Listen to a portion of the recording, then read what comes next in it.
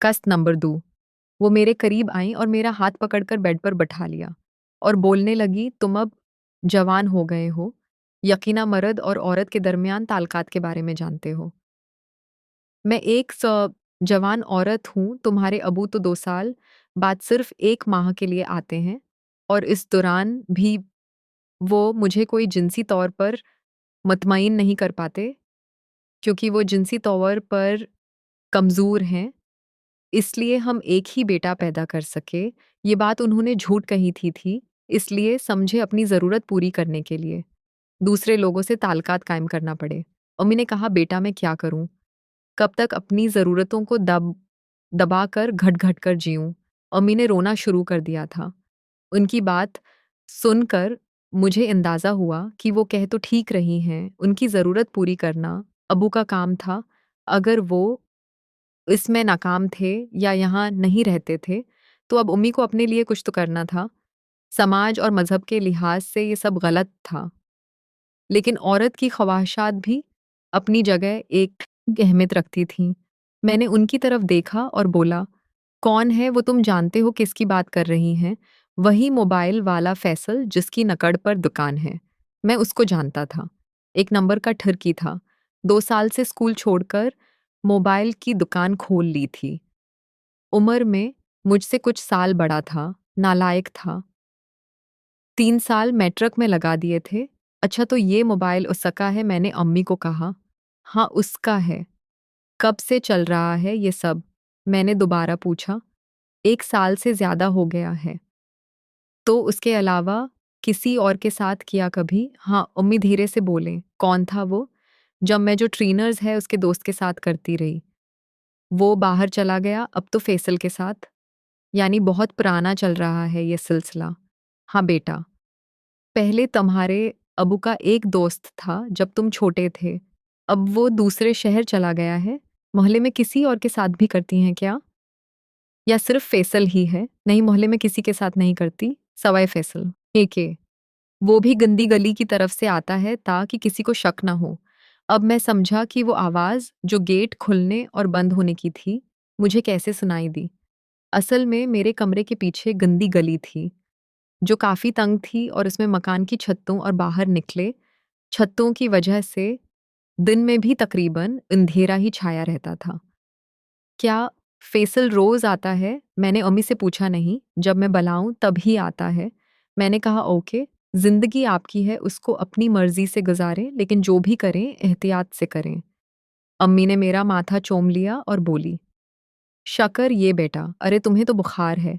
चलो कुछ खा लो और दवा लेकर आराम करो। उन्होंने मुझे हल्का खाना बनाकर दवा दी, जिसको खाकर मैं सो गया। वो मोबाइल मैंने उम्मी को दे दिया था। शाम को जब मैं सोकर उठा तो काफ़ी बेहतर था। बुखार उतर चुका था, लेकिन कमज़ोरी थी। बाहर आया तो उम्मी नज़र नहीं आई। इनके बेडरूम में गया तो वो सो रही थीं। अम्मी ने दिन को नहाते ए वक्त जो ड्रेस पहना था उसकी बजाय उस वक्त वो एक काले रंग की नाइटी में मलबूस थीं। कमरे में बिल्कुल एसी चल रहा था। अम्मी दरवाजे की जानिब कमर करके लेटी सो रही थीं। आम तौर पर उम्मी रात को ऐसा ड्रेस पहनती थीं। आज से पहले उनको उस तरह देखकर मुझे अपने दिमाग में कोई ऐसी बात नहीं आई थी। लेकिन आज जो हुआ उसके बाद मैं भी उम्मी को किसी और नज़र से देखने लगा। ये देखकर मैंने खुद को मलामत की और सोचा, ये मेरी उम्मी हैं। उनके बारे में भला मैं ऐसे कैसा सोच सकता हूँ? अभी मैं ये ज़ारा देखने में मशगूल ही था कि उम्मी जाग गईं। उन्होंने करोट लेकर एक भरपूर अंगड़ाई ली, जिससे नाइटी उनकी रानों से ऊपर होती हुई उनकी जाए मखसूसा पर आन टिकी। यकदम उनकी नज़र मुझ पर पड़ी, जो उनको एक टक देखे जा रहा था। वो उठकर बेड पर बैठ गईं और मेरी तरफ देखकर बोलें, क्या देख रहे हो राहिल? मैं बौखला गया। कुछ नहीं, कुछ भी नहीं अम्मी। अम्मी मेरी घबराहट को एंजॉय करते हुए बोलें, शरारती शर्म नहीं आती अपनी सगी माँ को यों ताड़ते हुए। मैं शर्मिंदा सा होकर बाहर आ गया और लाउंज में बैठकर टीवी ऑन करके देखने लगा। कुछ देर बाद उम्मी भी फरेश होकर निकले। उन्होंने वही नाइटी पहनी हुई थी, ड्रेस नहीं पहना था।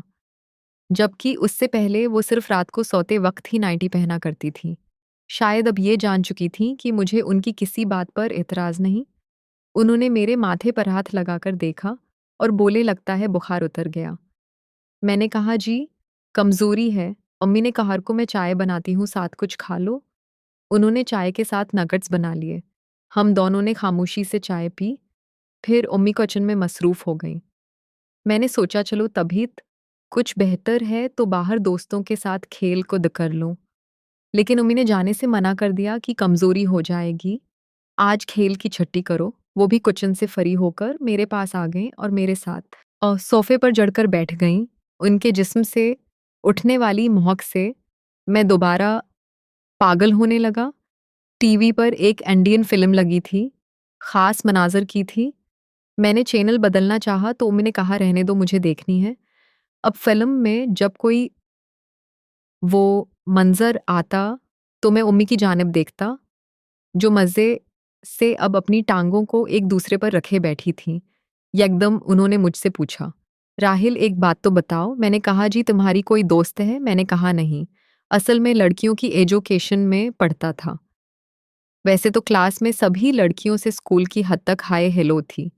मेरे कुछ क्लास फेलोज़ ने लड़कियां फंसा रखी थीं और वो लोग एक्सरसाइज भी करते थे, लेकिन मैं उन सब चक्रों से दूर ही रहता था। कभी ध्यान ही नहीं दिया। क्यों इतनी सारी लड़कियां तुम्हारी क्लास में पढ़ती हैं? आज तक कोई गर्ल फ्रेंड नहीं बनाई? मैंने कहा, नहीं अम्मी, बस स्कूल की हद तक हाय हेलो है। अच्छा ये बताओ, तुम्हें नाइटफॉल तू होता होगा? अम्मी शायद आज किसी और ही मॉड में थी। मैंने शर्मा कर कहा, जी अम्मी, होता है। पहले इस बारे में नहीं पता था, फिर दोस्तों ने बता दिया। फिल्में देखते हो?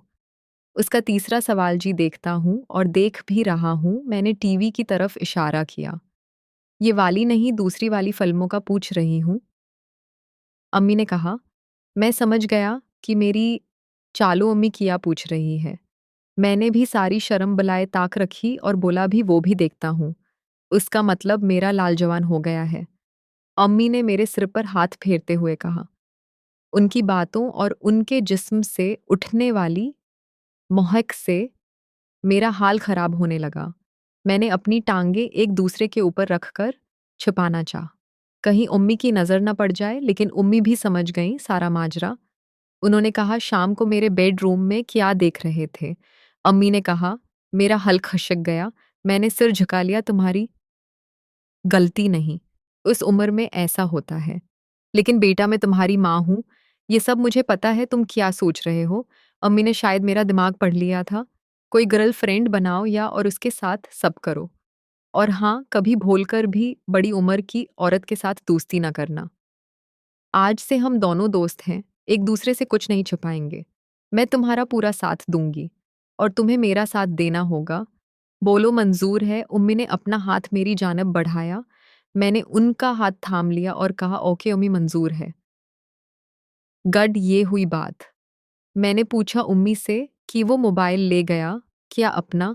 उम्मी ने कहा, हाँ, जब तुम सो रहे थे दुन को तो वो आया था मोबाइल लेने। मैंने कहा, सिर्फ मोबाइल ही लिया या कुछ किया भी? उम्मी है नज़दी। बेशरम, अपनी माँ से क्या पूछ रहा है? उम्मी से नहीं, दोस्त से। मैंने तुरंत जवाब दिया। ये सुनकर उम्मी ने कहा, हाँ, जो काम दिन को तुम्हारे अचानक आने से अहवारा रह गया था, वो पूरा किया। अच्छा, उसी लिए आपने नाइटी पहनी हुई है? मैंने कहा, हाँ, दोबारा ना ईटी पहनकर ही सो गई थी। अम्मी, एक बात पूछूं? हाँ बोलो। आप फैसल के साथ खुश तो हैं ना? मैंने कहा, हाँ बेटा। अम्मी, वो भी तो एक लड़का है, आपकी उम्र से छोटा, तो आपने मुझे क्यों मना किया? वो इसलिए, मेरे दोस्त, बड़ी उम्र की औरत लड़कों को चूस कर उनकी सारी ताकत खत्म कर देती है। मैं उसी लिए तो फट हूँ। अब समझे? जी अम्मी, समझ गया। फिर रात का खाना खाकर हम लोगों ने कुछ देर टीवी देखी और सो गए। अम्मी ने सोते वक्त मुझे दोबारा दुआ दी। इस बार उन्होंने एक गोली की बजाय 2 मुख्तलिफ गोलियां दे। मैंने पूछा, ये दूसरी गोली किस चीज़ की है? अम्मी ने बताया, ये कमज़ोरी दूर करने के लिए है। खैर, गोली खाकर कुछ देर बाद मुझे नींद आ गई। दूसरी सुबह जब मेरी आँख खुली तो 9 बज रहे थे। अजीब-सी सस्ती छाई हुई थी, सर भारी था। मैं समझ न सका माजरा क्या है। खैर उठा और जाकर वाशरूम में शावर ऑन करके खड़ा हो गया। ठंडे पानी से नहाकर तबीयत फ्रेश हो गई। अब बाहर आकर देखा तो अम्मी नज़र नहीं आई। मैंने उनके कमरे में जाकर देखा तो अम्मी सो रही थीं। हैरत की बात ये थी कि उनकी नाइटी जो वो कल से पहने हुई थी, बेड के नीचे पड़ी हुई थी। उन्होंने चादर ऊपर ओढ़ रखी थी। मुझे शक हुआ शायद रात को भी अम्मी ने, वरना उससे पहले तो रात को कभी नहीं सोई थीं। लेकिन रात कौन था? फैसल या कोई और किस वक़्त आया और कब गया? मुझे क्यों नहीं पता चला। फिर मुझे याद आया कि अम्मी ने मुझे रात बुखार की गोली के साथ यकीना नींद की गोली दी होगी।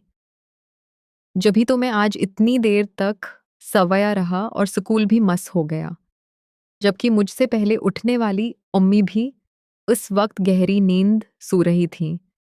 पता नहीं कब ये लोग फ़री हुए होंगे। मैंने उनको जगाना मुनासिब न समझा और बाहर आकर्टी दी देखने लगा। तकरीबन 2 घंटे बाद उम्मी अपने कमरे से आंखें मिलती हुई बाहर आईं। उनकी आंखों से पता चल रहा था। मज़ीद देखें कस्त नंबर 3 मोहतरम नाज़रीन और सामीन इस कहानी का बक़िया हिस्सा अगली आने वाली वीडियो में अपलोड किया जाएगा। अगर वीडियो अच्छी लगी हो तो हमारे इस